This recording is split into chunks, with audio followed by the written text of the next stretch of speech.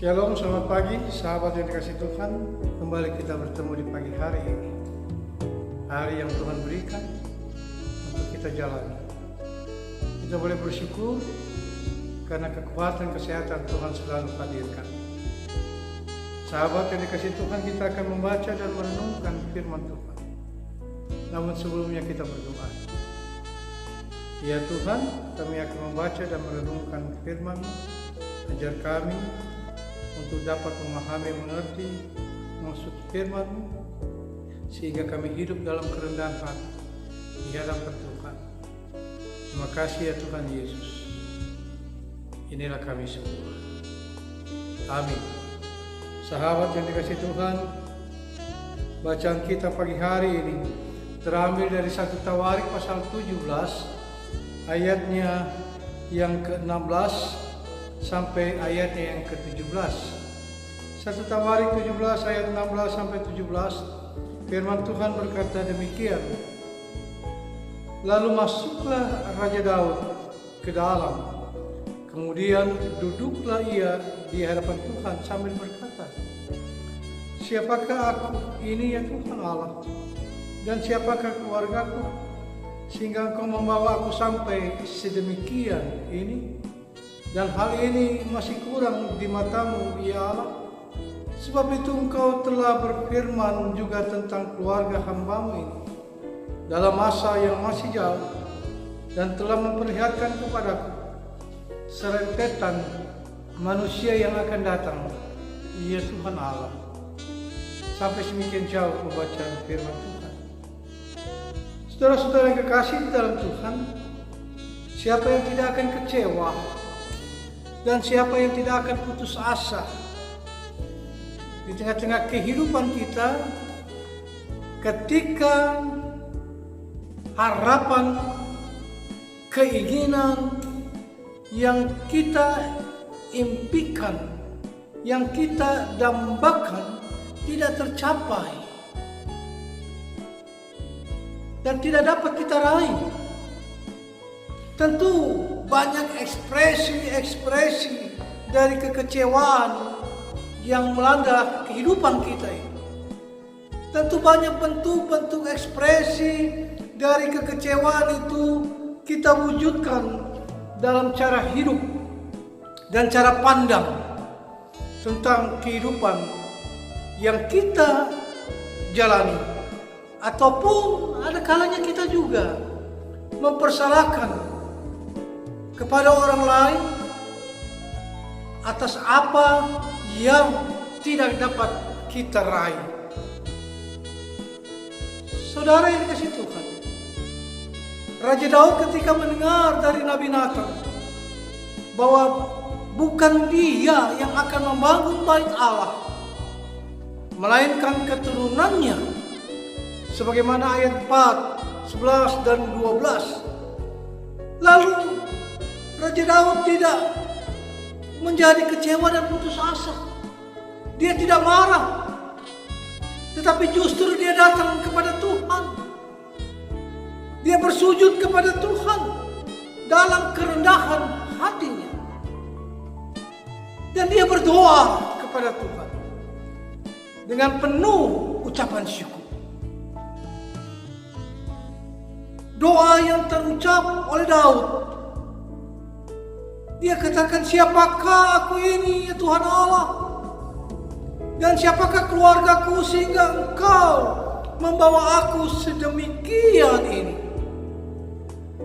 Doa ini adalah bentuk kerendahan hati Daud atas karya keselamatan yang Allah berikan dan yang dialami oleh Daud dan keluarga serta bangsa Israel.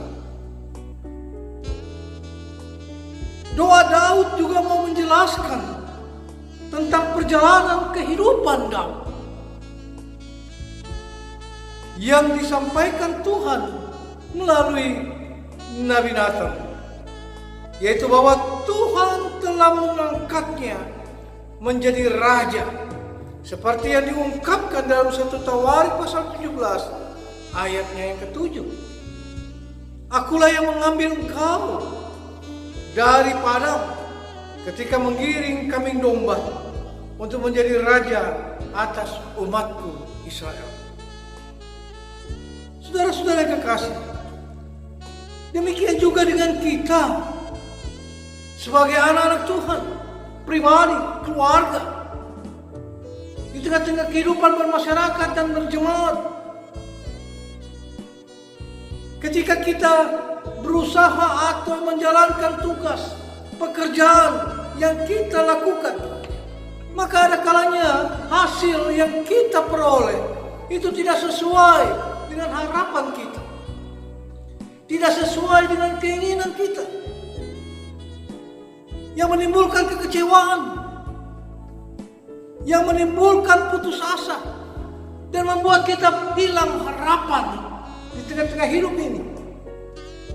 Lalu kita mulai mengekspresikan kekecewaan itu dalam bentuk-bentuk yang lain, yang membuat kita menjauhkan diri dari Tuhan. Namun pagi hari ini, sahabat yang dikasihi Tuhan, firman yang kita baca hendak menasihatkan kepada kita, supaya apapun yang kita terima, apapun yang kita rasakan, apapun yang kita hasilkan, walaupun itu tidak mengenakan atau tidak sesuai dengan keinginan kita, firman Tuhan katakan pagi hari ini, jangan kita kecewa, jangan kita putus asa, melainkan kita tetap berdoa, terus berdoa, memohon kepada Tuhan dalam kerendahan hati kita untuk meminta petunjuknya, meminta tuntunannya. Karena apa? Karena Tuhan pasti mendengar dan menyediakan segala sesuatu yang kita perlukan, yang kita pohonkan kepada Tuhan dalam kerendahan hati. Yakobus pasal 4 ayatnya yang ke-6 berkata demikian, saudara-saudara. Tetapi kasih karunia yang dianugerahkannya kepada kita lebih besar daripada itu. Karena itu ia katakan, aku menentang orang yang congkak, tetapi mengasihani orang yang rendah hati. Tuhan menentang orang yang sombong, congkak hatinya, tetapi Tuhan mengasihi orang yang rendah hati. Marilah saudara yang dikasihi Tuhan, dalam kerendahan hati kita lebih mendekatkan diri kepada Tuhan. Barangkali hari ini usaha kita mengalami kegagalan, kekecewaan, tapi kita tetap selalu percaya dan berharap Tuhan akan memberikan yang terbaik di hari-hari yang akan datang. Oleh karena itu, serahkanlah hidup kita kepada Tuhan. Mintalah, maka Dia akan memberikan apa yang kita dambakan. Tetap semangat, tetap melangkah dalam iman. Karena dalam iman kepada Tuhan Yesus Kristus, kita memperoleh anugerah, kekuatan, berkat daripadanya. Amin. Saudara-saudara, mari kita berdoa. Tuhan Yesus, terima kasih. Kami sudah belajar firman. Kami sudah renungkan. Kami sadar seringkali kami kecewa, putus asa menyikapi kehidupan ini. Dikala apa yang kami harapkan tidak sesuai dengan keinginan kami. Kami seringkali diliputi dengan keputusasaan, hilang harapan di tengah-tengah situasi saat ini. Sehingga kami tidak mampu untuk bergerak melangkah, menjalankan rutinitas hidup kami.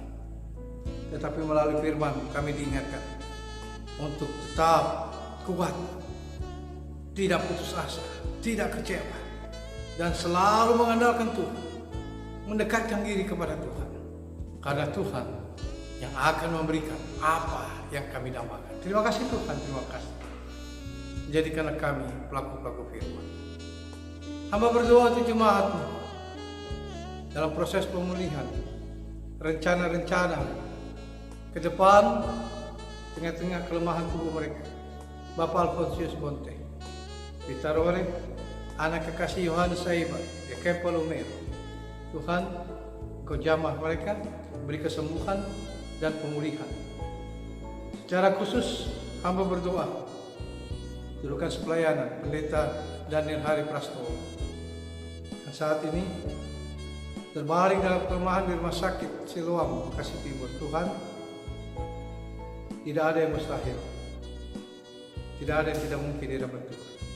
Hamba-Mu ini berharap kepada Engkau untuk kekuatan, kesembuhan bagi dirinya, istri, anak-anak, cucu.